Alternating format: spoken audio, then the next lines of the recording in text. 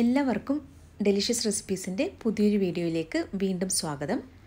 ഇന്ന് വളരെ ഹെൽത്തി ആയിട്ടുള്ള ഒരു റെസിപ്പിയുമായിട്ടാണ് ഞാൻ വന്നിരിക്കുന്നത്. റാഗി പുട്ടാണ് ഇന്ന് തയ്യാറാക്കുന്നത്. അപ്പോൾ ഈ പുട്ട് തയ്യാറാക്കാനായിട്ട് ഞാനിവിടെ 1.5 കപ്പ് റാഗി പൗഡറാണ് എടുക്കുന്നത്.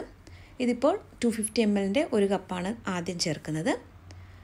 ഇതിപ്പോൾ 1/2 കപ്പാണ്. അപ്പോൾ മൊത്തത്തിൽ 1.5 കപ്പ് റാഗി പൊടിയാണ് ഞാനിപ്പോൾ എടുക്കുന്നത്.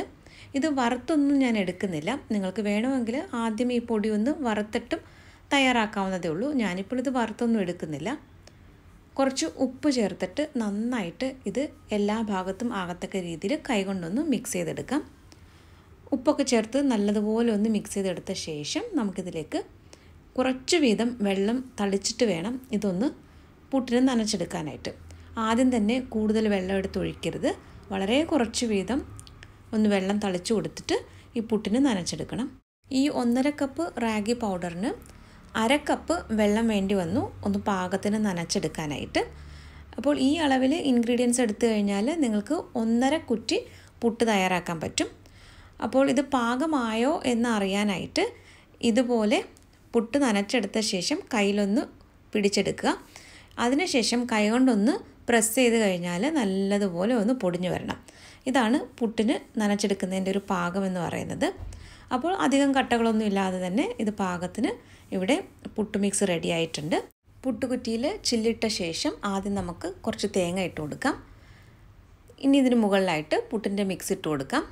പുട്ടുകുറ്റിയിൽ ഒരു പകുതി വരെ നമുക്ക് പുട്ട് മിക്സ് നിറച്ച ശേഷം വീണ്ടും കുറച്ച് തേങ്ങ ഇട്ട് കൊടുക്കാം. തേങ്ങയുടെയൊക്കെ അളവ് നിങ്ങളുടെ ഇഷ്ടത്തിനനുസരിച്ച് കൂടുതലോ കുറവോ ഒക്കെ ചേർക്കാവുന്നതാണ്.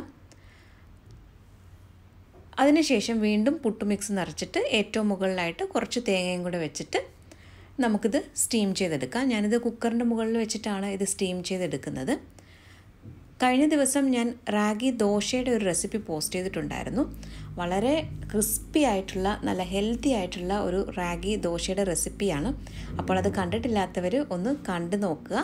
തയ്യാറാക്കി നോക്കിയിട്ട് നിങ്ങളുടെ അഭിപ്രായം കൂടി അറിയിക്കാൻ മറക്കരുതേ. അപ്പോൾ ഞാനിവിടെ ഒരു കുക്കറിൽ കുറച്ച് വെള്ളം നേരത്തെ തന്നെ ചൂടാക്കാനായിട്ട് വെച്ചിട്ടുണ്ടായിരുന്നു. വെള്ളം തിളച്ച ശേഷം പുട്ടുകുറ്റി വെച്ചിട്ടുണ്ട്. അപ്പോൾ ഇത് നന്നായിട്ടൊന്ന് നമുക്ക് സ്റ്റീം ചെയ്തെടുക്കാം. ഈ പുട്ട് സ്റ്റീം ചെയ്തെടുത്ത ശേഷം ഒരു 1-2 മിനിറ്റ് ഇതുപോലെ ഞാനൊന്ന് മാറ്റി വയ്ക്കും. അതിനുശേഷമാണ് പ്ലേറ്റിലേക്ക് മാറ്റുന്നത്.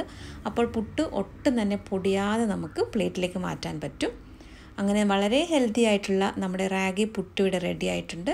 ഇന്നത്തെ ഈ ഹെൽത്തി റെസിപ്പി എല്ലാവർക്കും ഇഷ്ടമായി കാണുമെന്ന് കരുതുന്നു. അപ്പോൾ നമ്മുടെ ചാനലിലെ റെസിപ്പികളൊക്കെ ഇഷ്ടമാകുന്നുവെങ്കിൽ ചാനൽ കൂടി ഒന്ന് സബ്സ്ക്രൈബ് ചെയ്തിട്ട് സപ്പോർട്ട് ചെയ്യാൻ മറക്കരുതേ. മറ്റൊരു നല്ല റെസിപ്പിയുമായിട്ട് വീണ്ടും വരാം. താങ്ക്